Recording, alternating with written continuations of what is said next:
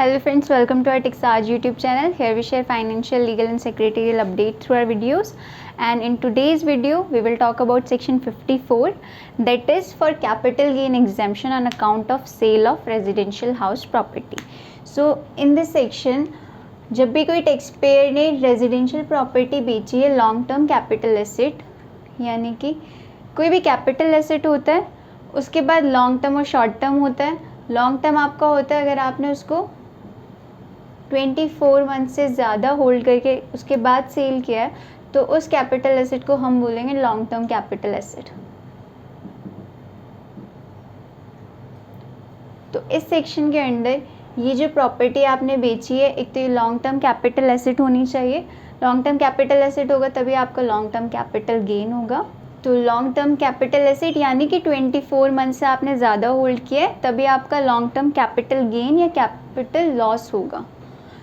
तो ये एग्जेम्पशन जो है टैक्स एग्जेम्पशन है, तो ये आपको ज़ाहिर है गेन के केस में ही मिलेगी अगर आपको लॉन्ग टर्म कैपिटल गेन हो रहा है तो अब इसमें आप एग्जेम्पशन कैसे क्लेम कर सकते हो. एग्जेम्पशन क्लेम करने के लिए क्या है, गवर्नमेंट ने सेक्शन 54 बनाया. तो इसमें है कि अगर आप कोई भी रेजिडेंशियल प्रॉपर्टी बेचने के बाद किसी नई प्रॉपर्टी में इन्वेस्ट करते हो, परचेज करते हो या कंस्ट्रक्ट करते हो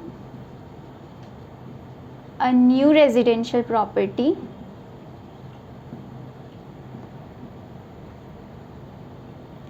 तो आप इस सेक्शन के अंदर कैपिटल गेन पे टैक्स एग्जेम्पशन क्लेम कर सकते हो. अब इस सेक्शन की भी काफ़ी कुछ कंडीशंस है, कुछ एलिजिबिलिटी क्राइटेरियाज हैं जो अगर आप फुलफ़िल कर रहे होगे तभी आप एग्जेम्पशन क्लेम कर पाओगे. अभी हम वो कंडीशन डिस्कस करते हैं, क्या क्या कंडीशंस हैं.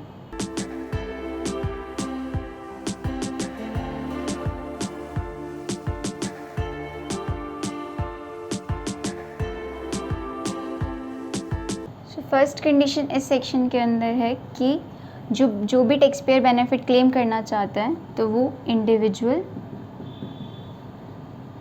या HUF होना चाहिए. अगर आप कोई कंपनी, LLP या फर्म है तो आप इस सेक्शन के अंदर टैक्स एग्जेम्पशन क्लेम नहीं कर सकते हैं. सेकेंड, कैपिटल गेन जो है वो आपका on account of sale of residential property ही होना चाहिए. इसके अलावा अगर आपने कोई भी और कैपिटल एसेट में डील करी है तो आप इस सेक्शन के अंडर एलिजिबल नहीं हो. अगर आपने रेजिडेंशियल प्रॉपर्टी बेची है तभी आप ये क्लेम कर पाओगे एग्जेम्पशन. थर्ड है, आप जिस भी नई प्रॉपर्टी में इन्वेस्ट कर रहे हो वो प्रॉपर्टी इंडिया में होनी चाहिए. अगर आप किसी दूसरी कंट्री में इन्वेस्ट कर रहे हो किसी प्रॉपर्टी में फॉरेन में, तो आप ये सेक्शन के अंदर क्लेम नहीं कर सकते एग्जेम्पशन. अगर आपने इंडिया में करी है कोई प्रॉपर्टी में इन्वेस्ट, तभी आप ये सेक्शन क्लेम कर सकते हो. सेकंड, इसमें एक टाइम लिमिट होती है कि आप कितने टाइम लिमिट तक आपको उस न्यू प्रॉपर्टी में इन्वेस्ट करना है या परचेज करनी है. तो वो टाइम लिमिट होती है बिफोर 1 ईयर ऑफ सेल और ट्रांसफ़र ऑफ द प्रॉपर्टी, जो भी आप बेच रहे हो,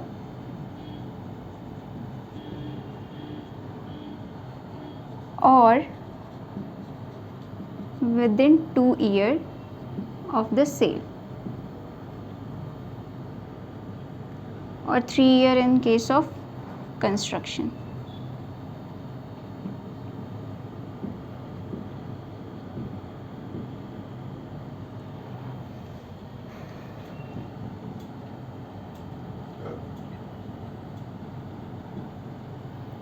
यानी कि आपने कोई भी प्रॉपर्टी बेची है, अगर अप्रैल 2022 में बेची है, तो या तो आपने उससे 1 साल पहले तक किसी प्रॉपर्टी में अगर इन्वेस्ट किया होगा तो आप उस प्रॉपर्टी पे टैक्स एग्जेम्पशन क्लेम कर सकते हो, या फिर आप प्लान कर रहे हो कि आप विदिन 2 इयर्स किसी प्रॉपर्टी में परचेज़ करने वाले हो, या 3 इयर्स अगर आप कंस्ट्रक्ट करने वाले हो कोई प्रॉपर्टी, तो आप इस सेक्शन के अंडर एग्जेम्पशन क्लेम कर सकते हो. अगर आप प्लान कर रहे हो कि आप विदिन 2 इयर्स किसी भी प्रॉपर्टी में परचेज़ करने वाले हो, इन्वेस्ट करने वाले हो, तो आपको क्या होता है, जो भी कैपिटल गेन का अमाउंट है वो, तो आपको कैपिटल गेन अकाउंट स्कीम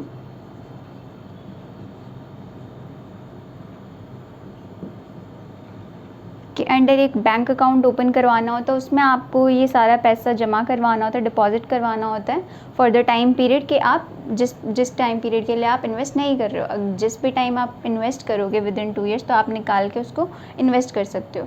ये इसलिए कि गवर्नमेंट ये इंश्योर करना चाहती है कि आप इस पैसे से नई प्रॉपर्टी खरीदने वाले हो, तो आप ये स्कीम है उसी पर्पज़ के लिए आप इसमें पैसे डिपॉजिट कर सकते हो। इसकी नेक्स्ट कंडीशन है कि exemption can be claimed for one property. यानी कि सपोज़ करो आपने एक प्रॉपर्टी बेची है और उससे जो भी सेल प्रोसीड्स हुए हैं आपने उसको 2 प्रॉपर्टीज़ में इन्वेस्ट कर दिया है, तो उस केस में आप सिर्फ एक ही प्रॉपर्टी के लिए टैक्स एग्जेम्पशन क्लेम कर पाओगे। एक ही प्रॉपर्टी को आप दिखा पाओगे कि आपने इसमें इन्वेस्ट किया है, क्योंकि जितना भी आप इन्वेस्ट करते हो जितना भी अमाउंट उसी का आपको एग्जेम्पशन मिलता है। तो आप दोनों प्रॉपर्टी यहाँ पर नहीं दिखा सकते। लेकिन अभी फाइनेंस एक्ट 2020 में इस एक्ट में एक अमेंडमेंट आया है जिसमें क्या है, with effect from assessment year 21-22 government ये ऑप्शन देती है कि अगर आपका LTCG जो है ऑन अकाउंट ऑफ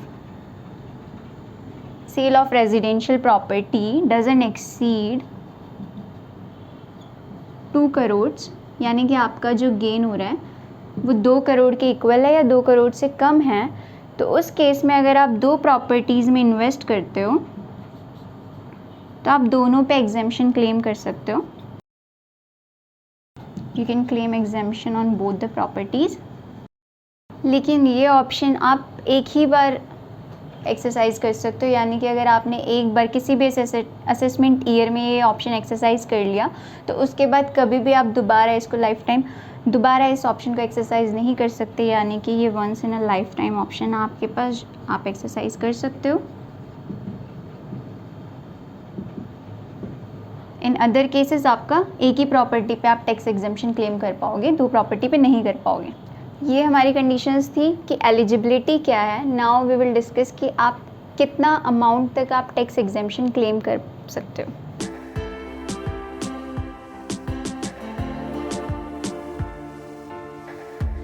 तो अमाउंट के लिए यहाँ पे आपके पास 2 केस हो सकते हैं। एक कि आपका कैपिटल गेन इक्वल है या फिर less than cost of property purchased.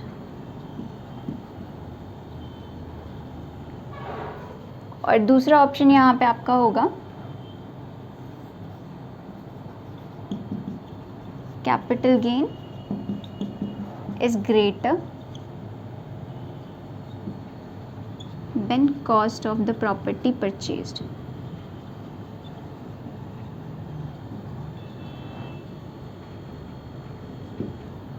तो यहाँ पे क्या होगा, यहाँ पे आपका कैपिटल गेन या तो इक्वल है या कम है प्रॉपर्टी जितनी आपने परचेज करी है, तो आपको पूरे कैपिटल गेन का अमाउंट जो है टैक्स एग्जेम्पशन में मिल जाएगा। आप पूरे कैपिटल गेन को एग्जेम्पशन में ले सकते हो। full amount of capital gain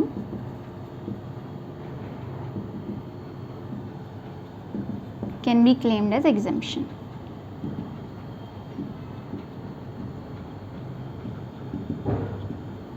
और इस केस में क्या होगा, इस केस में आपका कैपिटल गेन जो कि ज़्यादा है प्रॉपर्टी परचेज की कॉस्ट से, तो आप कॉस्ट ऑफ द प्रॉपर्टी जितना एग्जेम्पशन क्लेम कर सकते हो।